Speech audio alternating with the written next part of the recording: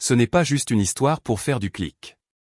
C'est une dure leçon sur le respect, les choix, et le fait de ne jamais ignorer les signaux d'alerte. Le tintement de son verre a percé la musique. C'est comme ça que tout a commencé.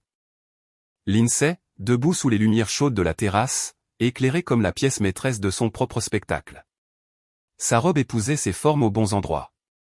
Ses cheveux, attachés juste assez pour dire, l'air de ne pas y avoir touché. Même si je l'avais regardée passer 2 heures à se préparer. Elle souriait trop largement, le genre de sourire qui cachait quelque chose de tranchant juste derrière les dents. Ce type, dit-elle en me désignant d'un signe de tête, pensait que les roses du supermarché étaient romantiques. Mais ne vous inquiétez pas, je les dressais. Les rires fusèrent. Ses amies, à moitié ivres et pleines d'elles-mêmes, hurlèrent comme si c'était la réplique de la soirée. Quelqu'un a même reniflé. J'ai vu des téléphones se lever. Quelqu'un a immortalisé la scène. Peut-être un boomerang, peut-être une vraie vidéo. Juste quelques secondes de ma vie, encadrées comme une chute de blague. Je n'ai pas souri. Je n'ai pas parlé. J'ai senti quelque chose de sourd et de constant me quitter. Pas de la colère, ni même de la honte, juste une porte à l'intérieur de moi qui se refermait doucement. Et, si vous écoutez encore et que ces moments vous semblent trop réels, trop familiers, n'oubliez pas de cliquer sur le bouton « J'aime » et de vous abonner. 97% des auditeurs ne le font jamais, mais ça représente énormément pour l'équipe qui donne vie à ces histoires. Bon, retournons-y. Elle n'a pas remarqué le changement. Pas tout de suite. Elle s'est retournée vers ses demoiselles d'honneur, a raconté une autre histoire sur la fois où je lui avais préparé son déjeuner dans un sac en papier, comme un père, et elles se sont de nouveau tordues de rire. Elle l'aimait pour ça. Son sarcasme, sa répartie. Mais elle ne savait pas combien de ces histoires avaient été modifiées. Combien provenaient de moments qu'elle chérissait autrefois, avant de réaliser que se moquer de moi lui rapportait plus de points que de m'aimer. Je suis resté là, avec une flûte de champagne éventée et un sourire que je ne ressentais pas. Quelqu'un est passé, m'a tapé sur l'épaule et m'a dit « Vous êtes un homme chanceux ». J'ai hoché la tête. Je ne l'ai pas corrigé. J'ai juste regardé Lindsay de l'autre côté de la guirlande d'ampoules Edison, et j'ai su, d'une manière ou d'une autre, que je ne la verrai plus jamais de la même façon. Il y a eu une pause après le dessert. Elle posait avec sa meilleure amie, toutes les deux faisant le signe de la paix comme des adolescentes. Le photographe leur disait de rire davantage, de pencher la tête, de se tenir la main comme si elle le pensait vraiment. C'est à ce moment-là que j'ai glissé la bague de mon doigt. Je n'ai pas fait de scène. Pas de chaise qui racle, pas de halètement, pas de sortie en trombe. Juste un pas silencieux après l'autre, par la porte latérale.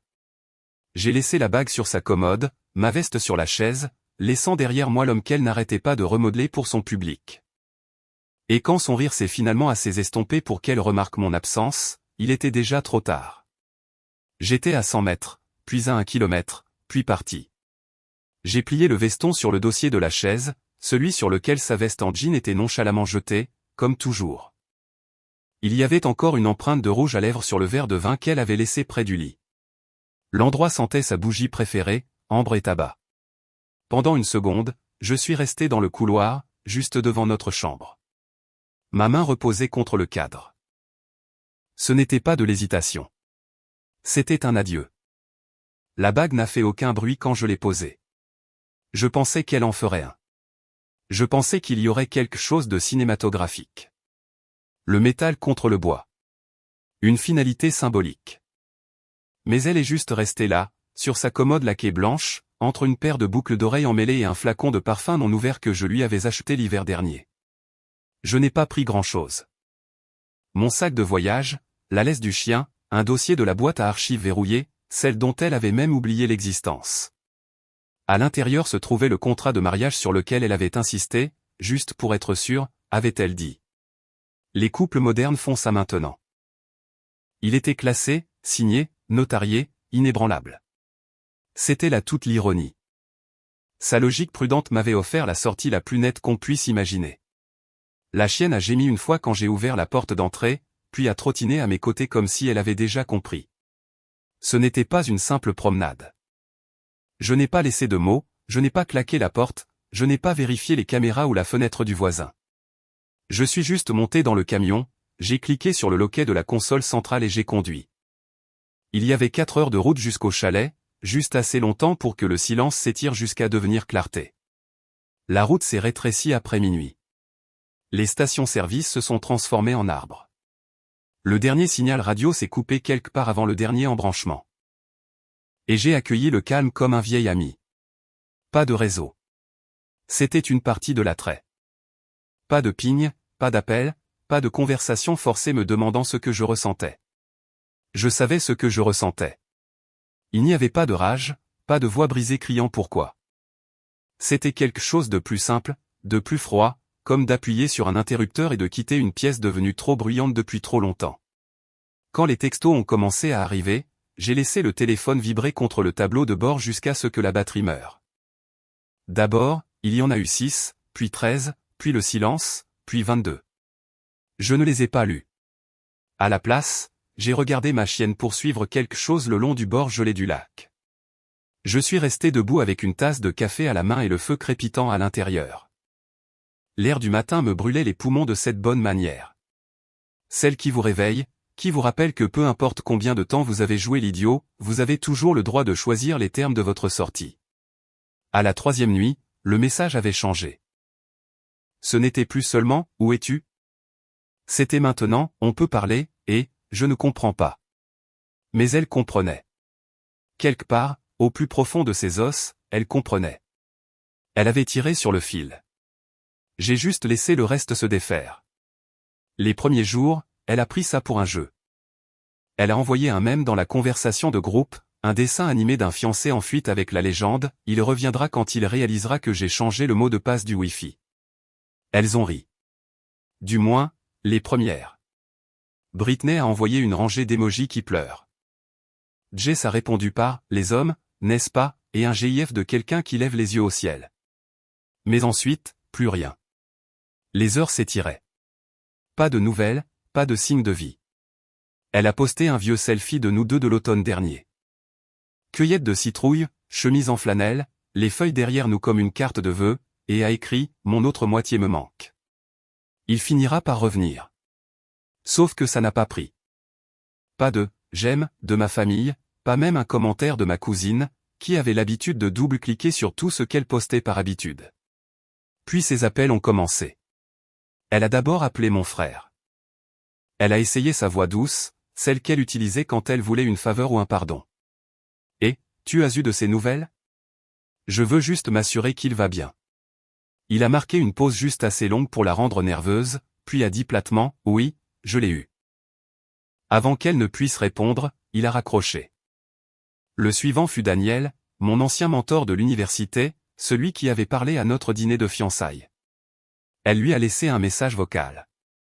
Il a répondu par texto. 5 mots, je ne veux pas m'en mêler. Désolé. Son estomac s'est noué. Ce soir-là, elle s'est versé un verre de vin et a de nouveau fait défiler nos photos de fiançailles. Celle avec ma main sur le bas de son dos.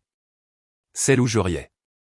Un rire sincère, parce qu'elle avait murmuré quelque chose de doux juste avant que l'obturateur ne se déclenche. Elle a zoomé sur mon visage, presque comme si elle pouvait y trouver un indice. Quelque chose pour lui dire comment nous en étions arrivés là. Elle a essayé de se connecter à notre compte de streaming partagé. Déconnecté. Notre playlist sur Spotify. Disparu. Son fil d'actualité Venmo montrait un seul paiement de ma part à un compte anonyme intitulé « Logement ». Pas de mots, pas de lieu. Elle a posté à nouveau, cette fois dans sa story, un coucher de soleil flou avec la légende, parfois, le silence dit tout. Mais c'était trop vague, trop calculé. Elle a vérifié la liste des spectateurs 2 fois, puis 3 autres fois. Mon nom n'apparaissait pas. Plus tard dans la nuit, elle a pris son ordinateur portable et a ouvert notre tableur de planification de mariage. Les onglets clignotaient devant elle, liste d'invités, plan de table, budget floral. Elle n'a pas pleuré. Pas encore. Elle a cliqué sur le document contenant nos contacts de prestataires et a essayé d'appeler le photographe, peut-être pour annuler, peut-être pour se plaindre. Il a répondu, a écouté pendant 5 secondes, puis a dit, écoutez, je ne veux pas me retrouver au milieu de ça. Au milieu de quoi? C'est là que ça a commencé à la frapper. Ce n'était pas un retard. Ce n'était pas moi qui pensais mes blessures ou qui essayais de lui faire peur. Ce n'était pas une pause. C'était une fin, et pas le genre qu'elle pouvait contrôler. Elle a fermé son ordinateur portable, a ouvert Instagram. Elle a tapé « Si quelqu'un sait où il est, s'il vous plaît, dites-lui que je veux juste parler ». Elle l'a effacé, puis a tapé à nouveau « Appelle-moi, c'est tout ». Mais elle ne l'a jamais posté. Même elle savait que ça n'aiderait plus maintenant. Elle n'avait pas seulement perdu un fiancé. Elle avait perdu son point d'accès, son public, son laissez-passer pour les coulisses d'un homme qu'elle n'avait jamais vraiment vu avant que le rideau ne tombe. Le carrousel a été mis en ligne un jeudi soir, vers l'heure où les gens commencent à faire défiler leur fil d'actualité, un verre de vin à la main. 4 photos. La première, c'était nous sur un bateau à Charleston, sa main sur ma poitrine, le vent dans ses cheveux. Puis une photo de plage à Tulum. Un rire flou à la Nouvelle-Orléans. Enfin, celle au coucher du soleil. Sa tête contre mon épaule, mes yeux mi-clos comme si je ne savais pas que la photo était prise. Elle les avait choisis avec soin. Bien éclairés. Filtre chaud. Rien d'assez récent pour montrer le délitement. Légende, je crois encore en l'amour. Ça a marché pendant 1 minute. Les commentaires ont afflué comme de douces tapes dans le dos. Tu mérites le bonheur, quoi qu'il arrive. L'amour gagne toujours. Je t'envoie des câlins. Je ne sais pas ce qui s'est passé, mais je suis là pour toi. Puis est venue Mélissa, demoiselle d'honneur, amie de longue date. Un peu trop observatrice, un peu trop honnête. Drôle. Tu riais quand il est parti. Juste 7 mots nichés entre des émojis, mais ça a fissuré le vernis. Au début, Lindsay ne l'a pas vu. Elle était en train de répondre à quelqu'un d'autre. Probablement un émoji cœur ou quelque chose de vague et de performatif. Mais ensuite, elle a remarqué le nombre de « j'aime ». Des dizaines, puis des centaines. Les réponses en dessous se sont multipliées comme une traînée de poudre. Attends, c'est quoi ça? À propos de la fête de fiançailles? Il y a une vidéo qui circule. Quelqu'un a posté un lien TikTok. Un écran partagé. À gauche, son toast. La phrase sur les roses du supermarché. Les rires. La gorgée de champagne suffisante. À droite, moi, enlevant la bague, sortant sans un mot devant les lumières. C'est tout ce qu'il a fallu. Le lendemain matin, Twitter avait un fil de discussion intitulé « Quand le clown réalise que le cirque a plié bagage sans elle ». Dur, mais pas inexact. Des captures d'écran de la conversation de groupe ont fuité. Pas de nom, mais le ton était évident. Les blagues, le dédain, la nuit où elle a tout balayé d'un revers de main avec un « il boude ». Ça lui passera. Maintenant, tout semblait différent. Les gens ont commencé à tout remettre en question. Même sa légende soigneusement formulée ressemblait à un appât. Un commentaire disait « Croire en l'amour ou essayer de redorer ton image ». Un autre « Croyais-tu en l'amour quand tu l'as humilié devant 30 personnes ?» Elle n'a pas répondu. Elle n'a pas non plus supprimé la publication. Ça aurait été pire. À la place, elle a posté une story d'elle se promenant dans un marché de producteurs, tenant un café qu'elle n'a jamais bu, avec une musique douce en fond sonore, quelque chose d'acoustique. C'était sa stratégie maintenant, prétendre que rien n'avait changé, que rien n'avait dérapé. Mais ensuite, le fleuriste s'est exprimé, discrètement. Sans fanfare, juste une facture carrée standard postée sur leur propre Instagram avec une petite légende, à compte annulé. Remboursement émis moins les frais de conception non remboursables. Payé en totalité. Merci de votre compréhension. Les gens ont remarqué une chose. Le nom en bas, le mien. C'était moi qui avais payé. Qui avait bouclé la boucle? Pas elle. Et c'est à ce moment-là que même ses amis les plus proches ont cessé de lui envoyer des messages. Non pas parce qu'elles avaient choisi un camp, mais parce qu'elles ont soudain réalisé qu'elle n'était pas celle qui était partie. Elle était celle qui était restée, riant jusqu'à ce que le silence autour d'elle devienne assourdissant. Tout a commencé par le silence, celui qui s'étire trop longtemps pour être un simple espace et commence à peser comme une conséquence. Lindsay avait passé des années à être intelligente, charmante, magnétique dans des pièces où elle n'avait jamais eu à mériter sa place. Mais maintenant, ces mêmes pièces étaient devenues silencieuses et ses outils habituels ne fonctionnaient plus. Elle pensait que je me cachais, que c'était une phase, une bouderie qui durait plus longtemps que d'habitude, alors elle a fait appel à de l'aide. Une agence avec un site web élégant et des témoignages de personnes ayant retrouvé des fils perdus depuis longtemps ou traqué des conjoints infidèles à travers les États. Elle a payé la compte en totalité, puis a ouvert son ordinateur portable et les a regardés travailler. Ils ont demandé l'accès à nos emails. Elle le leur a fourni. Ils ont cherché des brouillons dans Gmail, une vieille astuce que j'utilisais pour garder des pensées que je ne voulais pas envoyer. Ils ont tracé quelques adresses IP. Rien de récent. Rien d'utile. Ensuite, elle a essayé mon ancien appartement, celui où je vivais avant que nous emménagions ensemble. Le bail avait été à mon nom. Elle a envoyé des fleurs. La carte disait, « Si tu respires encore, s'il te plaît, parle-moi. » Le nouveau locataire l'a posté sur Reddit, avec la légende « Livraison de fleurs de rupture pour le dernier gars qui vivait ici ». Un peu glauque. Elle a fait réacheminer les fleurs, puis les a annulées complètement. Puis elle a contacté mon père, le même homme dont elle s'était moquée parce qu'il disait le bénédicité avant le dîner. Celui qu'elle appelait un « sitcom ambulant des années 1950 », quand elle pensait que je n'écoutais pas. Celui qui, selon elle, sentait la fumée de bois et les poils de chien, ce qui, apparemment, passait pour de l'eau de Cologne dans le Missouri. Elle lui a quand même envoyé un email. Le message était long. Elle disait qu'elle avait fait une erreur. Qu'elle me manquait. Qu'elle voulait juste comprendre ce qui s'était passé. Elle a essayé l'humilité, quelque chose de nouveau pour elle. Elle a même dit qu'elle viendrait visiter la ferme si c'était ce qu'il fallait. Il l'a lu, ne me l'a pas transmis, ne m'a pas appelé, il a juste répondu par un seul mot, non. Elle l'a fixé pendant 10 minutes, pensant qu'il devait y avoir plus. Elle a vérifié son réseau, sa boîte de réception, l'a rafraîchi. Rien. Ce n'était pas seulement un rejet. C'était une exclusion. Les mêmes mains qui l'avaient autrefois accueillie avaient maintenant fermé la porte. Cette nuit-là, elle a pleuré. Pas des larmes bruyantes et performatives comme quand elle regardait des films tristes. Celle-ci était silencieuse, chaude, laide. Les textos qu'elle envoyait à mon téléphone sont devenus plus erratiques, horodatés à 3h04, puis 5h19, puis midi le lendemain, comme si les espacés les feraient paraître mesurés. L'un d'eux disait simplement « J'ai compris. Tu es vraiment parti. » Un autre « Je revois sans cesse la façon dont tu m'as regardé, comme si j'étais déjà une étrangère. » Elle avait raison. Le silence n'était plus un message. C'était le nouveau monde, un monde pour lequel elle n'avait pas de carte. Ce n'était qu'un article de blog, parcouru nonchalamment pendant sa pause déjeuner, quelque part entre les emails du travail et une salade à moitié mangée. Le titre disait « 8 mini-maisons cachées qui vous feront reconsidérer la vie en grand ». Elle a failli le sauter, mais quelque chose dans la vignette, l'inclinaison d'un toit en cèdre niché contre un paysage enneigé, l'a fait cliquer.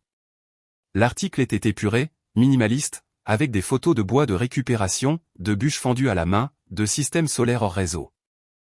Mais c'est l'image numéro 7 qui l'a arrêté. Une photo prise au crépuscule, un porche étroit entourant la façade d'une maison en bois, de la fumée s'échappant de la cheminée. Et là, sur la gauche, presque hors du cadre, un homme en plein mouvement, le dos tourné, portant une veste vert foncé et une casquette des Saint-Louis cardinal bien usée. Elle n'a même pas respiré. Elle s'est juste penchée plus près, a zoomé avec 2 doigts jusqu'à ce que les pixels se désagrègent. L'inclinaison de ses épaules. La façon dont la casquette était basse, cachant une partie de son oreille. Ses mains, calleuses, familières. Cette posture, équilibrée et calme, comme s'il écoutait quelque chose que la plupart des gens n'entendaient jamais. Son estomac s'est retourné. 3 ans. 3 longues, sèches et silencieuses années. Et maintenant, ça. Elle a vérifié la légende du blog. Chalet construit dans le nord du Vermont par des artisans locaux. Durable et hors réseau. Coordonnées GPS non divulguées sur demande. Elle se fichait du GPS. Elle en avait assez. L'heure suivante a disparu dans une frénésie. Onglet de navigateur, carte, recherche d'images. Elle a croisé les données sur les chutes de neige et les annuaires des constructeurs locaux. A trouvé 2 correspondances pour des toits similaires. Ses mains tremblaient. Elle s'est déclarée malade. Cet après-midi-là, ses bagages étaient faits à 6 heures. À l'aéroport, elle fixait sa carte d'embarquement comme si elle pouvait disparaître si elle clignait des yeux. Alors que l'avion décollait, elle a réfléchi à ce qu'elle dirait, comment elle expliquerait les années de silence de sa part également. Pas seulement le sien. Il ne s'agissait pas de raviver la flamme. Pas vraiment. Il s'agissait de tourner la page, ou peut-être de contrôle, peut-être les deux. L'hôtel qu'elle a choisi était le plus proche avec un accès en hiver. Elle n'a dit à personne qu'elle partait. Ni à sa mère, ni à sa colocataire, ni à l'homme qu'elle fréquentait de manière occasionnelle, qui pensait encore qu'elle avait son club de lecture le jeudi. Elle est arrivée après minuit, a loué une voiture à un minuscule comptoir tenu par une femme en mitaine et parka. Son téléphone n'avait pas de réseau.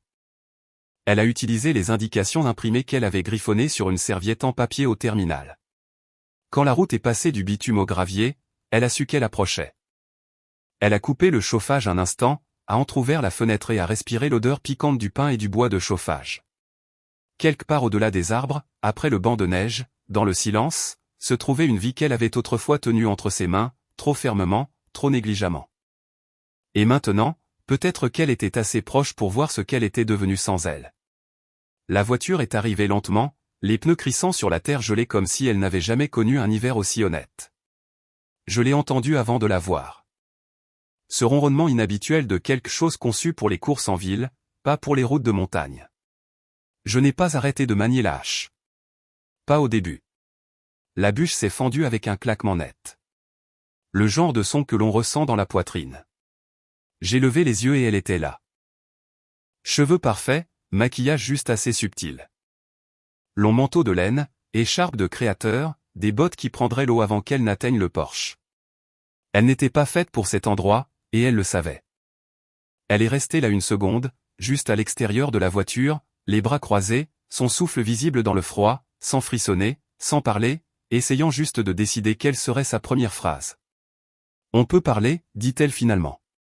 Le vent s'est levé à ce moment-là. Il a failli emporter ses mots avant qu'ils n'atterrissent. Je n'ai pas répondu. Je suis retourné à la bûche suivante. J'ai abattu la hache, lentement, délibérément. Fendre, empiler. Suivant. Je l'ai entendu expirer. Pas de la frustration, quelque chose de plus doux, peut-être de la tristesse, peut-être de l'incrédulité. Elle n'a pas bougé jusqu'à ce que je lui tende le thermos. Je l'avais rempli de café une heure plus tôt, pas pour elle, mais je l'ai quand même versé dans 2 tasses. Routine, pas gentillesse. Elle m'a suivi jusqu'au porche, prudente à chaque pas, comme si le sol pouvait la trahir aussi. Je me suis assis sur la marche du haut, je n'ai pas offert la chaise. Elle s'est assise sur la balustrade à la place, les genoux serrés, le manteau bien fermé. La vapeur s'échappait de la tasse entre ses mains.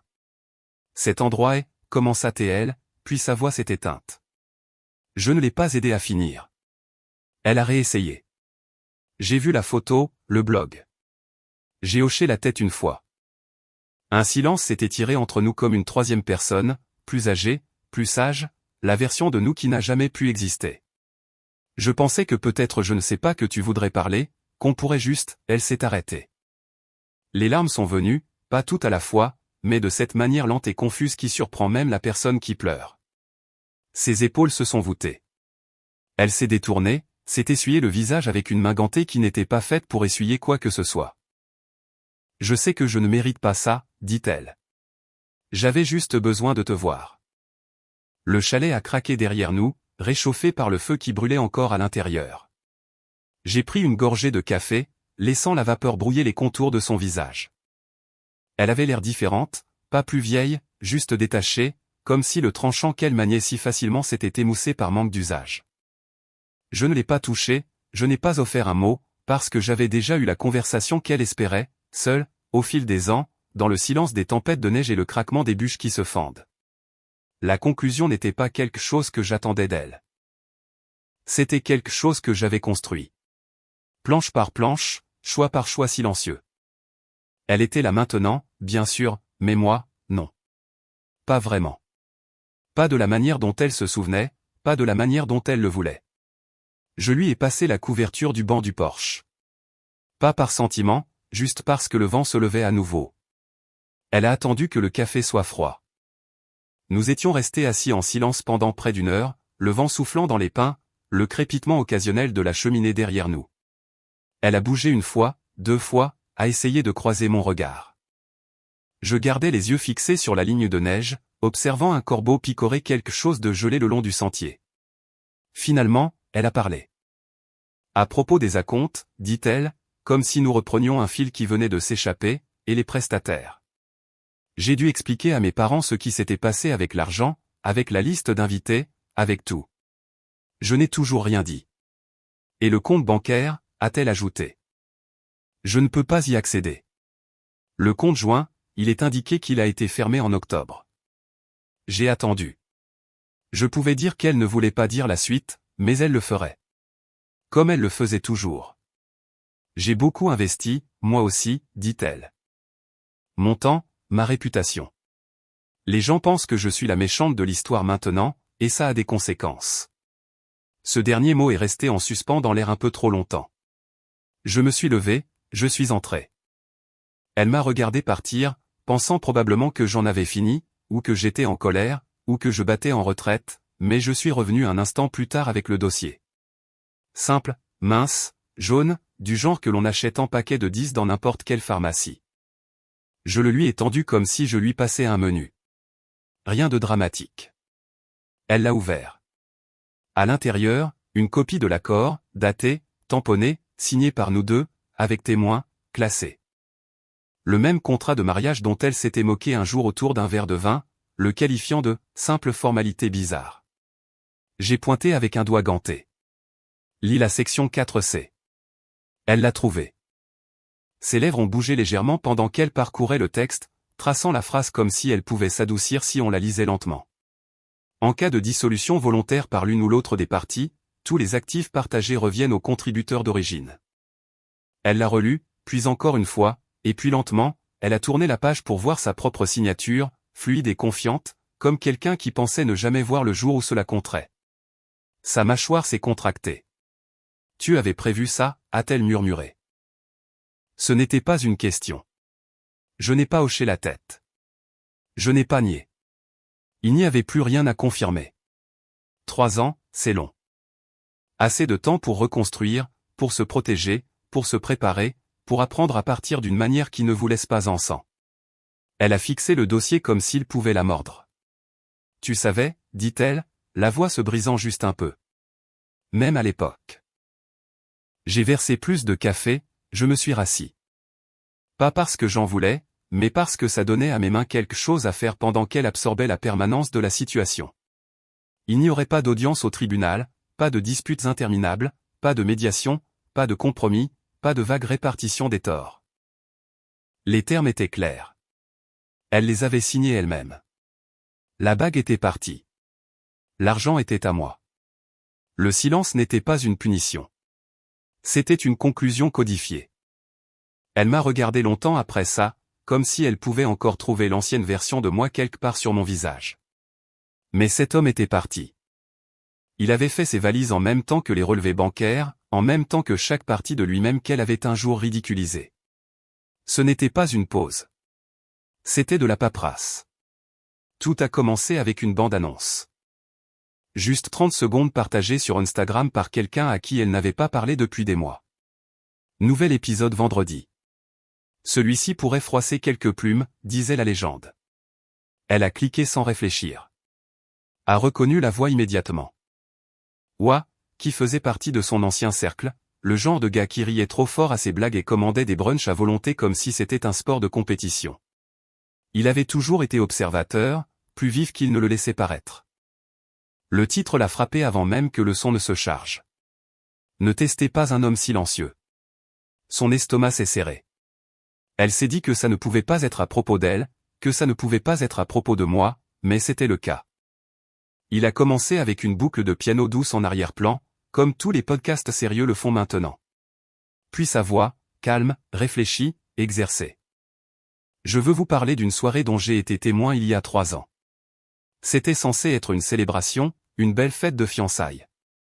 Des amis réunis sous des guirlandes lumineuses, le vin coulant à flot, tout était parfait jusqu'à ce que ça ne le soit plus.